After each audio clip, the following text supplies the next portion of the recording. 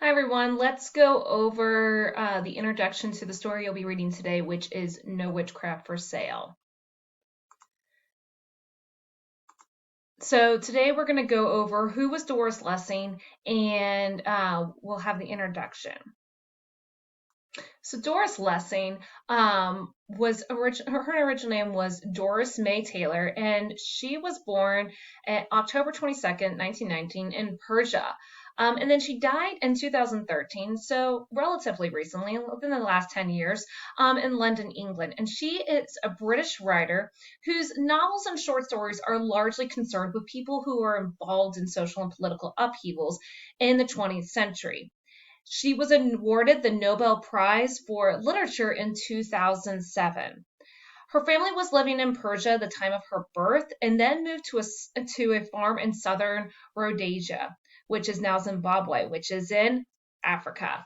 And she lived there from the age of 5 until she settled in to England in 1949. So when you read No Witchcraft for Sale, she really has an understanding of those um, of that social interaction between the African people and the English colonists who lived there at the time. And you're going to really notice some of those interactions between those expectations that happen between those different between the colonists and the people who originally lived there.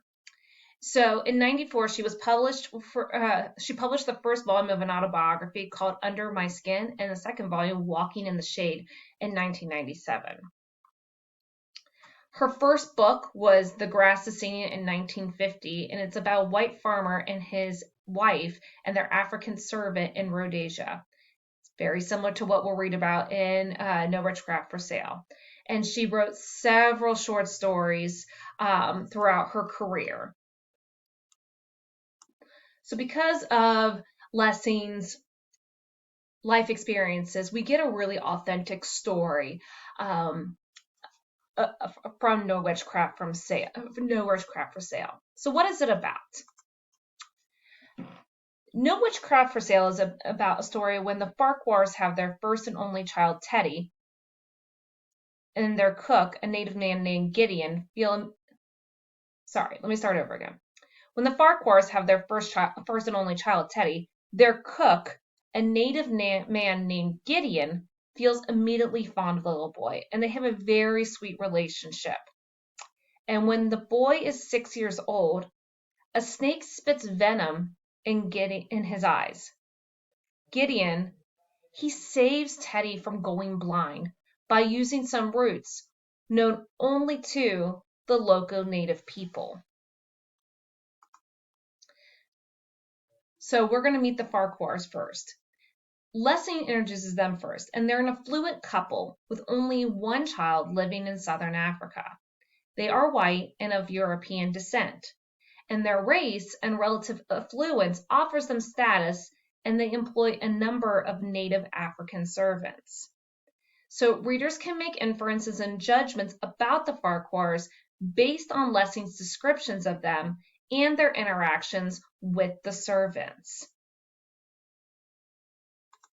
In Gideon, we learn much about his character early in the early part of the story.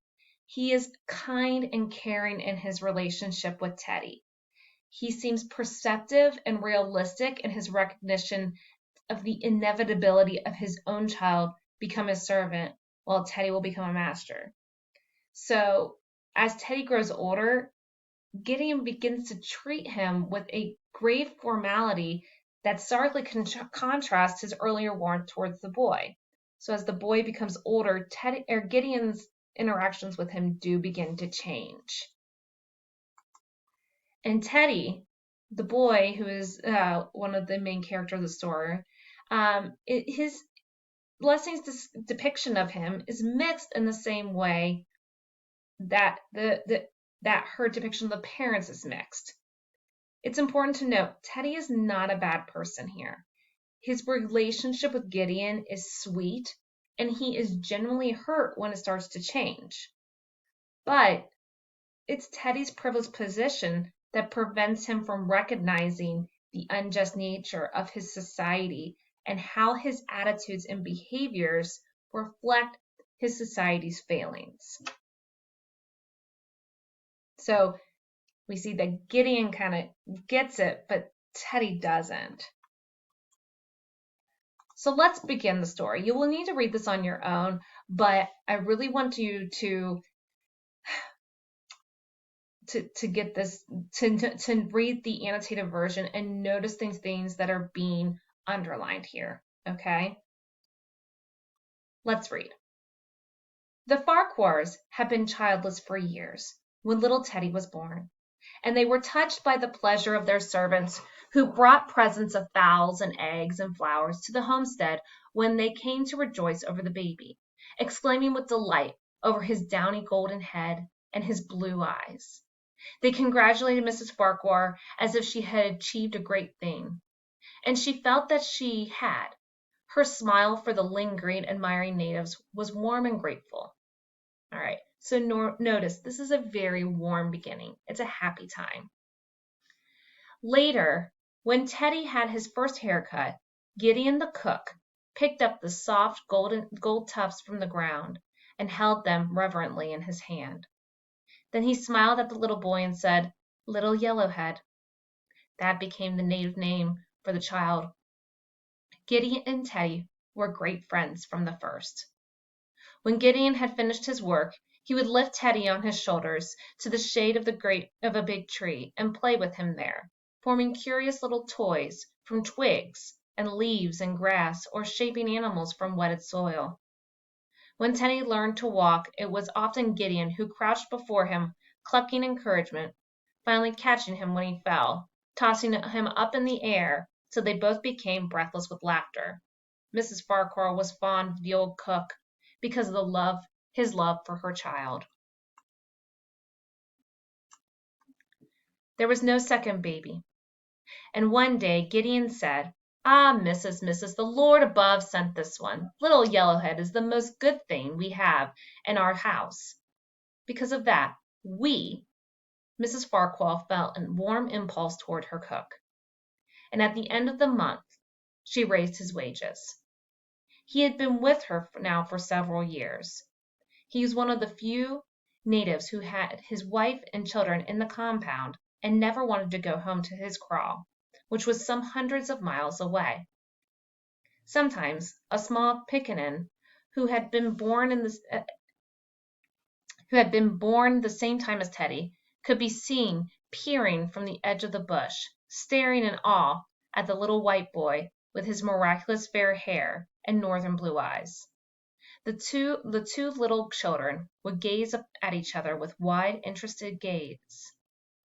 And once Teddy put out his hand curiously to touch the black child's cheeks and hair. All right, so notice that Lessing is taking time to describe the relationship. They live on the compound with the Farquhars, okay? And then the little boy, we can assume that that's probably his son. And so Teddy and his son kind of look at each other with curiosity because they don't interact that much together, right?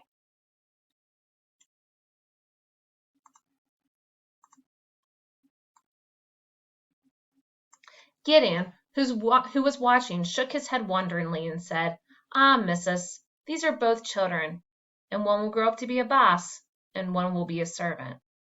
Mrs. Farquhar smiled and said sadly, "Yes, Gideon, I was thinking the same thing."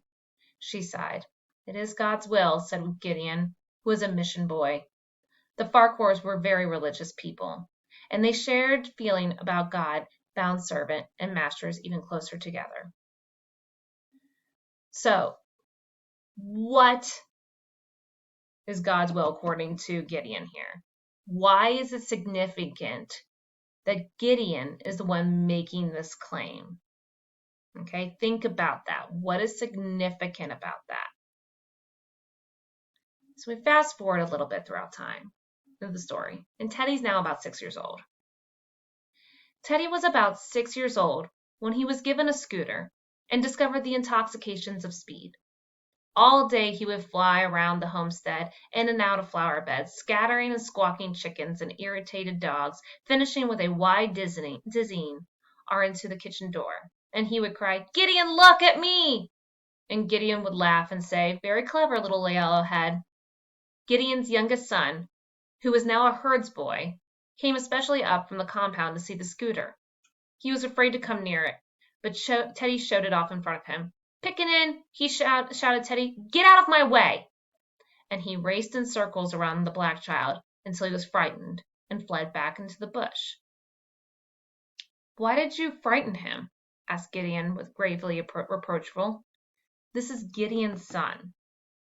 Okay? Note that this is Gideon's son that this happened to, that Teddy circled around." Teddy said defiantly, "He is only a black boy," and he laughed. Then, when Gideon turned away from him without speaking, his face fell. Very soon he slipped into the house and found an orange and brought it to Gideon, saying, "This is for you." He could not bring himself to say he was sorry, but he could not bear to lose Gideon's affection either. Gideon took the orange unwillingly and sighed. "Soon you will be going away to school, little yellowhead," he said wonderingly, "and then you will be grown up." He shook his head gently and said, "And that is how our lives go." He seemed to be putting a distance between himself and Teddy, not because of resentment, but in the way a person accepts something inevitable. The baby had lain in his arms and smiled into his face. The tiny boy had swung from his shoulders and played with him by the hour. Now Gideon would not let his flesh touch the flesh of the white child. He was kind, but there was a grave formality that made Teddy pout and sulk away. It made him into a man. With Gideon, he was polite and carried himself formally, and if he came into the kitchen to ask for something, it was the way a white man uses towards a servant, expected to be obeyed. So, note now, their relationship is starting to change. Okay? But on the day that Teddy came staggering into the kitchen with his fist into his eyes, shrieking with pain, Gideon dropped the pot full of hot soup that he was holding, rushed to the child, forced aside his fingers. "A snake!" he exclaimed. Teddy had been on his scooter and had come to a rest with his foot on the top side of a big tub of plants. A tree snake, hanging by its tail from the roof, had spat full into his eyes. Mrs. Farquhar came running when she heard the commotion. "He'll go blind," she sobbed, holding Teddy close against her. "Gideon, he'll go blind." Already the eyes were perhaps half an hour's sight left in them. They were swollen the size of fists. Teddy's white face was distorted by great purple oozing protuberances. Gideon said, "Wait a minute, missus. I'll get some medicine." He ran off into the bush. Mrs. Farquhar lifted the child into the house and bathed his eyes with permanganate. She had scarcely heard Gideon's words, but when she saw that her remedies had no effect at all, and remembered how she had seen the natives with no sight in their eyes because of the spitting of a snake, she began to look for the return of her cook, remembering what she heard of the efficacy of native herbs. She stood by the window, holding the terrified, sobbing little boy in her arms, and peered helplessly into the bush. It was not more than a few minutes before she saw Gideon come bounding back, and in his hand he held a plant. "Do not be afraid, missus," said Gideon. "This will cure little Yellowhead's eyes." He stripped the leaves from the plant, leaving a small fleshy root, without even washing it. He put the root in his mouth, chewed vigorously, and then held the spittle there while he took the child forcibly from Mrs. Farquhar. He gripped Teddy down between his knees and pressed the balls of his thumbs into the swollen eyes, so that the child screamed, and Mrs. Farquhar cried out in protest, "Gideon, Gideon!" But Gideon took no notice. He knelt over the writhing child, pushed back the puffy lids till the chinks of the eyeball showed, and he spat hard again and again into the first eye and then the other. He finally lifted Teddy gently into the mother's eyes and said, "His eyes will get better." All right, guys, that's all the time I got for this video. finish the story. And for the rest of today, make sure you read it tomorrow. I'll post a video